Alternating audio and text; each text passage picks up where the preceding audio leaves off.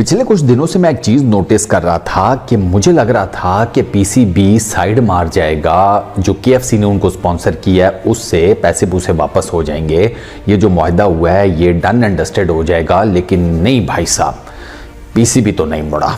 Basically PSL के जो major sponsors हैं उनमें से एक केएफसी भी है, और केएफसी आपको पता है कि वो सपोर्ट करता है इजराइल और फ़लस्तीन का जो इशू चल रहा है उसमें इसराइल को। Simple is that.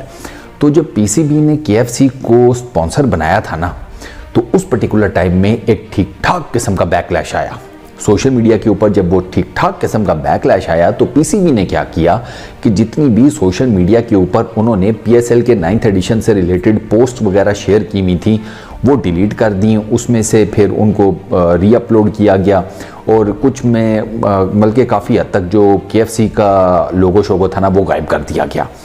तो एक जिसे कहते हैं जेस्चर, या एक जिसे कहते हैं कि एक होक्स क्रिएट किया गया कि भैया हम पीएसएल जो पीसीबी है वो पीएसएल के 9th एडिशन के लिए केएफसी को साइड करा चुका है, ठीक है।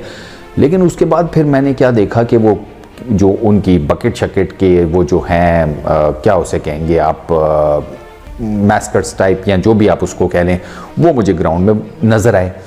तो मैंने कहा यार ये क्या सीन है, ये तो बैकलैश की वजह से इन्होंने तो आई थॉट के साइड मार गए हैं। फिर जब मैंने जाकर चेक किया तो पता ये चला कि पीएसएल की जो ऑफिशियल वेबसाइट है, जो कि अपेरेंटली लगती है कि उन्हीं की है, उसमें भी नीचे स्पॉन्सर्स में केएफसी मौजूद है, लिखा है, साफ क्लियर कट नज़र आ रहा है। और ग्राउंड्स के अंदर मैंने आपको बता दिया वो केएफसी की बड़ी वाली बाल्टी तो आप सबने देख ही ली होगी।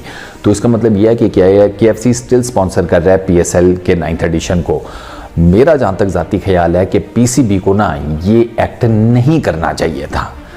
देखो भैया, आप जाकर ठीक है माना वो जंग नहीं लड़ सकते, फलाना नहीं कर सकते, टिमकाना नहीं कर सकते, लेकिन कोई ना कोई जेस्चर तो शो करते हैं ना। वो भी आपके मुसलमान बहन भाई हैं ना, उनके ऊपर जो भी प्रॉब्लम्स आ रही हैं, जो भी उनके ऊपर जुल्म हो रहा है, उसके लिए आप किसी न किसी लेवल तक कोई साइलेंट प्रोटेस्ट या कोई आपका एक्शन ये शो तो करे ना कि आप उनके बारे में कंसर्न्ड है। केएफसी को यम जोन करता है, पिज़्ज़ा हट को यम जोन करता है। यम्स एक अच्छा खासा बड़ा इंटरनेशनल ब्रांड है, ये बड़े बड़े जिसे कहते हैं ब्रांड्स उनको ओन करता है, जिनमें से 2 बड़े ब्रांड्स मैंने आपको बता दिए, केएफसी, पिज़्ज़ा हट। फिर एक प्लेटफॉर्म है टिकटॉक, ये उसको भी ओन करता है। और जो टिकटॉक का सीईओ है वो तो भैया अपने मुंह से बोलता है कि ठीक है फारग करो फ़लस्तीनियों को, और जिस भी तरीके से करो करो। वो तो इस लेवल का, वो क्या वर्ड होता है, ज़ायनिस्ट के बदले जो भी वर्ड होता है, वो उस लेवल पर गया हुआ है। तो अब आप एक ऐसी कंपनी के साथ स्पॉन्सरशिप पर आ गए हैं कि जिनके ये ख्यालात हैं, ठीक है। और सारे ऊपर आपस में गपशप तो लगाते होंगे ना, जब डाल खा वंड खा वाला हिसाब चल रहा है यहाँ पर, तो भैया आपका भी बनता है कि कुछ ना कुछ तो बोलो। अनफॉर्चुनेटली पब्लिक तो बोल रही है, लेकिन सम ऑफ द अदर मैं देखता हूँ कि यार बाकी जो मेजर क्वार्टर्स हैं ना, वहाँ पर एक अजीब सी खामोशी है। वो समझ नहीं आती क्यों। मतलब आपने देखा होगा हमारा मीडिया भी उस तरह नहीं बात कर रहा, हमारे जो हुकूमती क्वार्टर्स हैं वो भी चुप हैं। तो ये कोई बात पल्ले पड़ी नहीं कि यार ये क्या चल क्या रहा है। मैं इस वजह से ये बात कर रहा हूँ कि देखो यार, आप जो स्पॉन्सर्स तो ले रहे हैं, आप पैसे पूसे तो आपने ले लिए हैं, लेकिन आप ये भी तो देखें कि वो जो मुनाफा कमा रहे हैं केएफसी वाले, ये स्पॉन्सर्स के पीछे जो लोग खाने जाते हैं केएफसी शेफसी ऑल दैट, वो जो मुनाफा कमा रहे हैं, मुनाफा जा कहाँ रहा है? वो मुनाफा बेसिकली गोली की सूरत में बन जा रहा है, वो मुनाफा बम की सूरत में जा रहा है, मिसाइल की सूरत में जा रहा है। फिर वो गोली किसी इंसान को लगे, मिसाइल किसी मस्जिद को लगे, बम जो है उससे कोई घर उड़ा दिया जाए, तो नो वन रियली केयर्स। मतलब चल रहा है, ठीक है भाई, लोगों को लग रहा है कि सब खैर है, लेकिन भाई वहाँ पर इस टाइम भूख और नंग नाच रही है फ़लस्तीन के अंदर। वहाँ पर हालात इतने ज़्यादा स्वेर हैं, इतने ज़्यादा स्टिफ हैं कि यकीन करेंगे वहाँ की फुटेजेस नहीं देखी जाती, ऑनेस्टली स्पीकिंग नहीं देखी जाती। मैंने पहले भी एक मरतबा ये कहीं पर बैठकर ये बात की थी कि अगर आप फ़लस्तीन से जो फुटेजेस आ रहे हैं सोशल मीडिया के ऊपर, जो तबाही और बर्बादी और कत्लो गारत वहाँ पर हुआ है, अगर आप वो फुटेजेस देख सकते हैं ना, तो या तो आप बहुत ज़्यादा मजबूत किस्म के आसाब के मालिक हैं, या भाई साहब आपका दिल पत्थर का हो चुका है। इन 2 के अलावा तीसरी कोई कंडीशन मुझे समझ में नहीं आती लिटरली। और वहाँ पर ना छोटे बच्चों को छोड़ा गया है, वहाँ पर न्यूली बॉर्न्स को नहीं छोड़ा गया, नो मौलूद जिनको कहा जाता है, वहाँ छोटी एज के बच्चों को नहीं छोड़ा गया, बूढ़ों को नहीं छोड़ा गया, औरतें, मर्द, मतलब किस चीज़ के बारे में बात करें, ना किसी का घर बचा, ना किसी की फैमिली बची, ना किसी के रिश्तेदार बचे।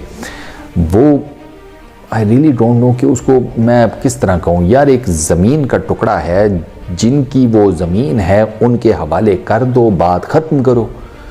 तुम यहाँ 6,000 किलोमीटर दूर बैठकर तुम सिर्फ इतना तो कर सकते हो ना कि ये प्रपोज़ल आगे लेकर जाओ या इस चीज़ के लिए आवाज़ उठाओ कि भैया जिनकी ज़मीन है ना, ज़मीन उनके हवाले कर दी जाए कि जो इसके मालिक हैं।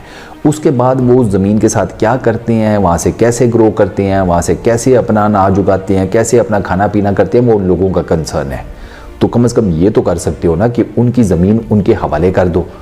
लेकिन अनफॉर्चुनेटली उनकी जिनकी वो ज़मीन है फ़लस्तीनियों की, उनको उनकी ज़मीन नहीं दी जा रही। उनसे उनकी ज़मीन जो है उसका एक एक इंच खींचा जा रहा है।